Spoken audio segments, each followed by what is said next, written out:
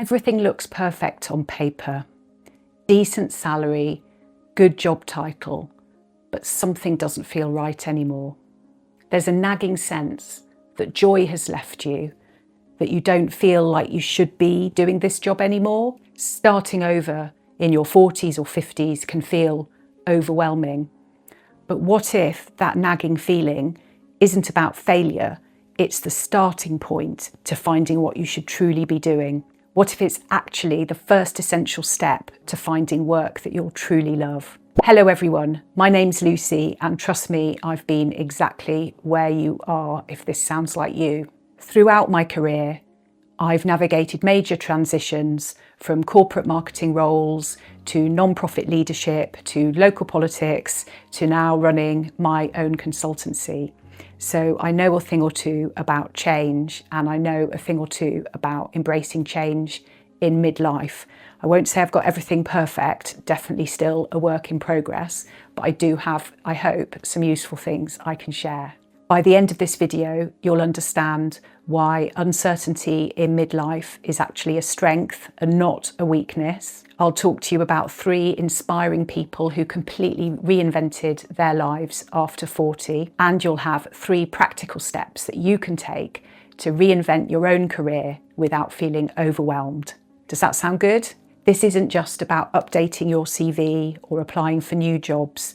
It's also about navigating the complex emotions that we feel, all of us feel, when we're thinking about change. When we're in our 40s and 50s, society tells us that we should have it all figured out by now, but the truth is that not everybody does. In fact, most people don't. If you're feeling trapped or anxious or simply lost in your professional life right now, you've come to exactly the right place, and this video is for you. So let's start by being completely honest about what you might be feeling right now. As we move through our 40s and 50s, many of us find ourselves at significant crossroads.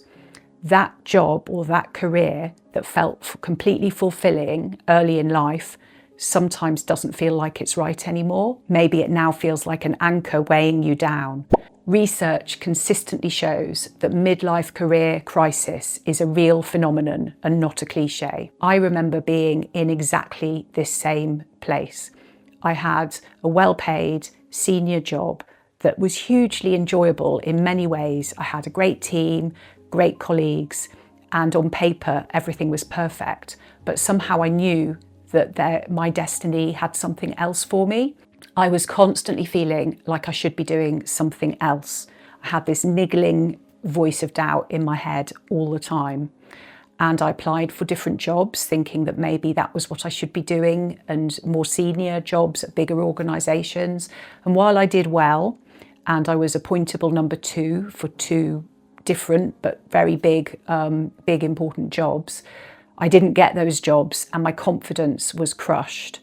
And I started to feel like I didn't really know what to do next. Now I'm just going to pause right here and tell you something important. Have you noticed how senior successful people don't often share their real feelings like this? We're expected to project confidence and certainty at all times. But what if vulnerability is actually the first step to finding greater clarity? So I share my own vulnerability with you in the hope that it will give you the confidence to think about your own. What I've learned both through my own journey and through supporting other people is that opening yourself up to the reality that you don't know the answer is really powerful. It feels quite frightening and nerve-wracking, but it's a really helpful first step on the next phase of your journey. If you've ever felt like an imposter while considering a career change, I want you to know that that's completely normal and you're not alone. It's really unsettling to be approaching change, and many of the people that I've supported have reported feelings of anxiety and feeling really upset as they contemplate moving forward into something different and new. But what if we reframed that fear, and instead of letting it hold us back or paralyse us, we embraced it and used it to help to propel us forward into the next thing? This stage of transition also involves a significant identity shift. So if for years you've been used to being employed in a particular role with a particular title on your business card or a particular status in your career, making a change and making a shift involves a form of loss because you're leaving that identity behind while you embrace a new one. And that is profoundly unsettling. But here's the powerful reframe.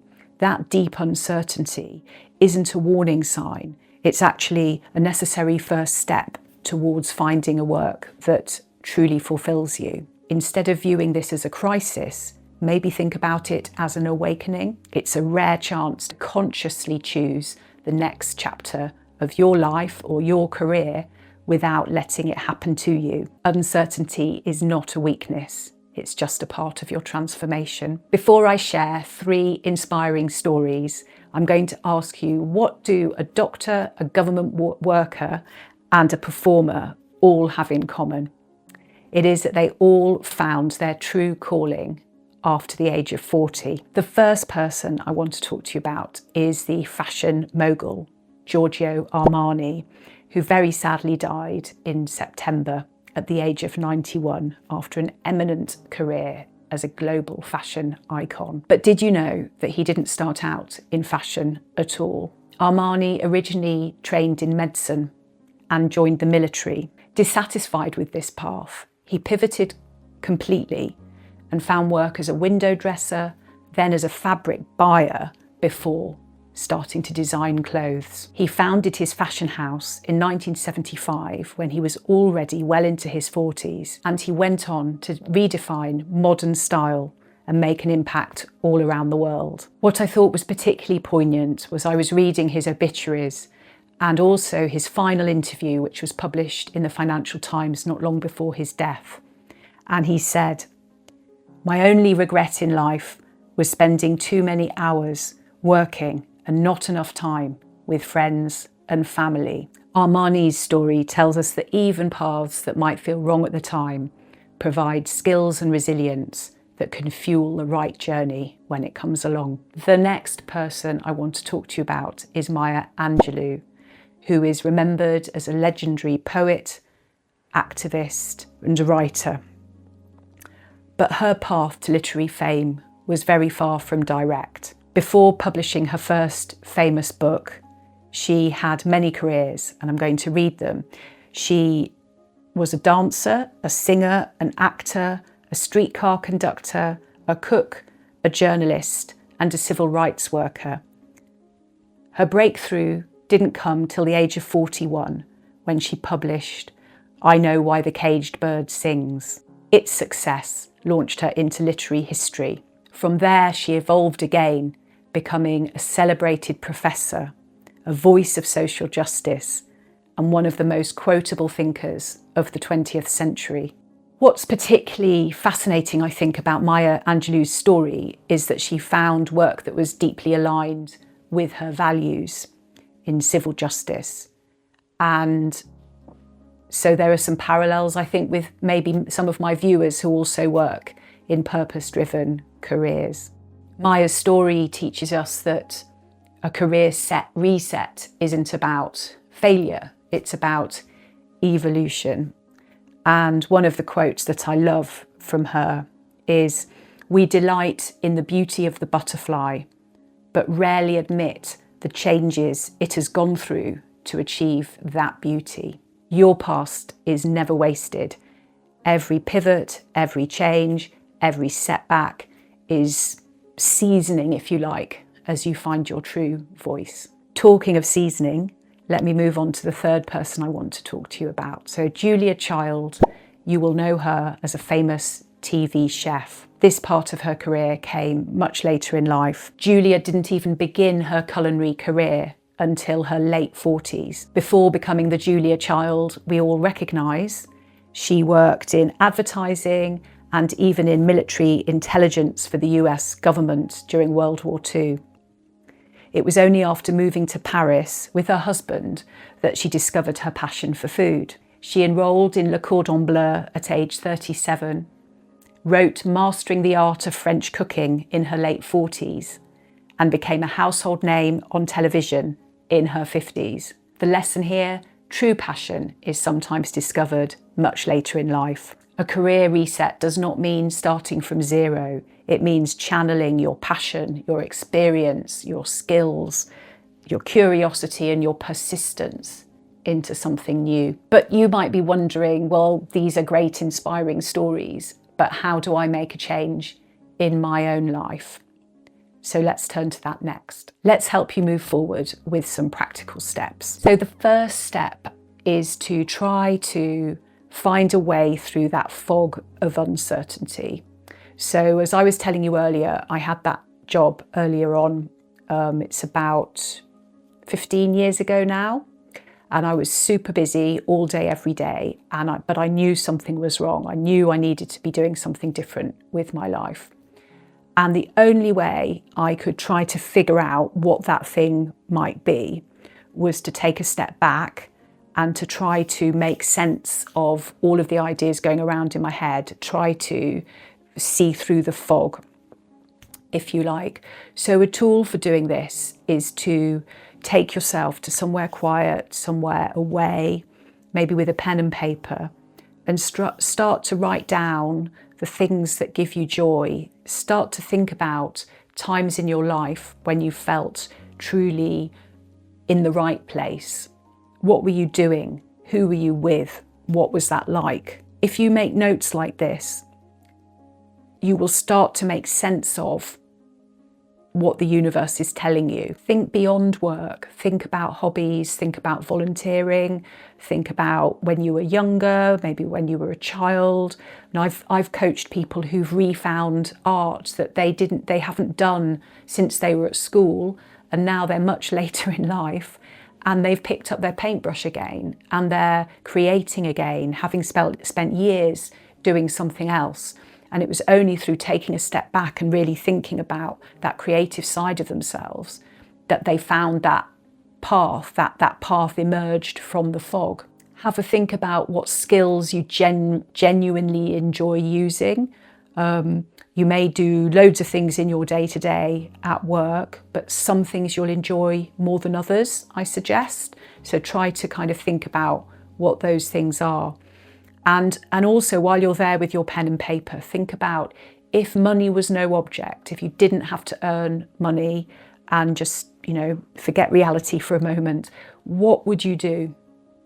What would be the thing that you would do if you were free from responsibility and having to earn a salary? So add that into your notebook. Taking time over these questions is a bit like shining a torch into the fog. It'll help you make sense of all of those thoughts whirling around. It won't necessarily provide all the answers right now, but it will help you understand yourself a bit better, which can only be a good thing. The next step I want you to try to take is to try to allay your fear of starting over. Now, it's very common and easy to think that if you're starting out in a new career or a new job or a new hobby or whatever it is, it's easy to think that you are starting from scratch, that you've got no experience and nothing. But that's not true. If you're in midlife, if you're in your 40s or 50s, you've got all the benefits and knowledge of everything else you've done. So you're not coming to this career with nothing. You're coming with all the wealth of experience that you've gained so far.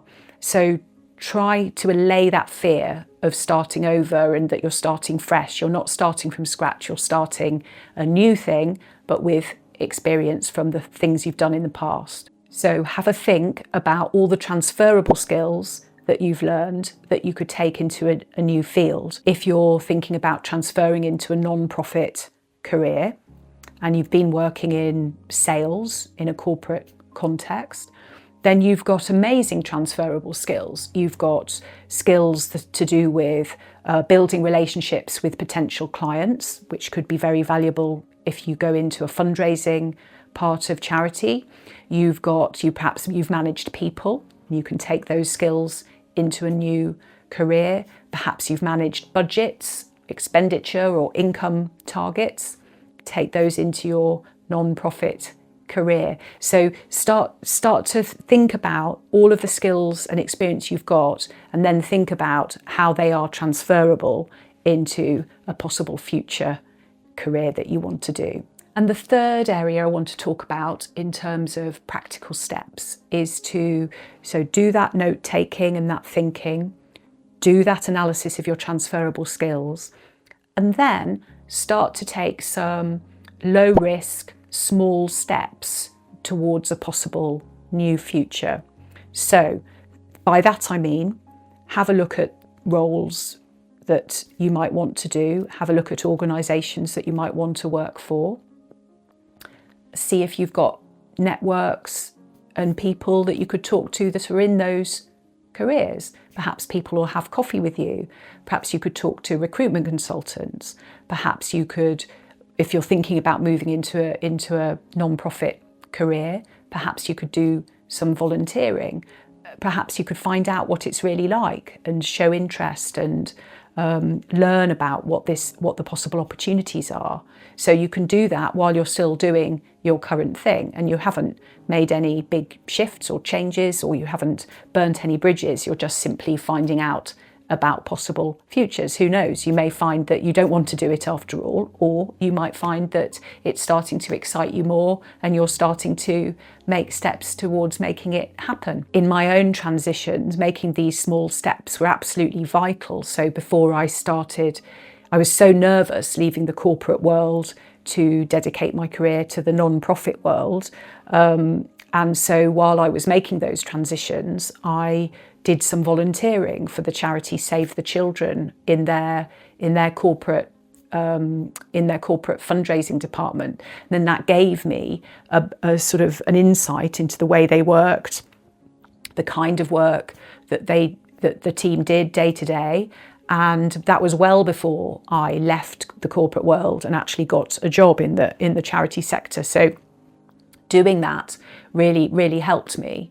So I would encourage you to do that too. And if that's something that I can help advise you with, having advised many other people over the years about career transitions, then just let me know. I guess I want to close this section by saying that the path to your next chapter isn't one big leap. It's not like one big scary, like leave all that bit behind and go leaping into the dark. It's a series of smaller steps that will help it feel more attainable, feel safer, and feel more manageable. So that's a thinking I would like to share. So I'd love to hear from you about whether this has been helpful. Let me know any steps you're taking in your own transition. Tell me which of those late bloomers stories resonated most for you, and ask me any questions about career transitions that you're struggling with. I'm here to help. The whole purpose of this channel is to help. The community I'm intending to build here is one of shared wisdom and shared struggles. So sharing in the comments is something that I really encourage, because I have this vision of us all helping each other with common issues that we all face in midlife. The journey ahead won't always be easy. Few worthwhile journeys are, but I can promise you it will be a journey towards a renewed sense of purpose. But let's also take inspiration from Giorgio Armani's final interview, that it's really important to spend time with the people that we love, as well as trying to find a career that fulfills us. It's never too late to begin again. I hope you've enjoyed today's video. Thank you so much for watching. See you next time.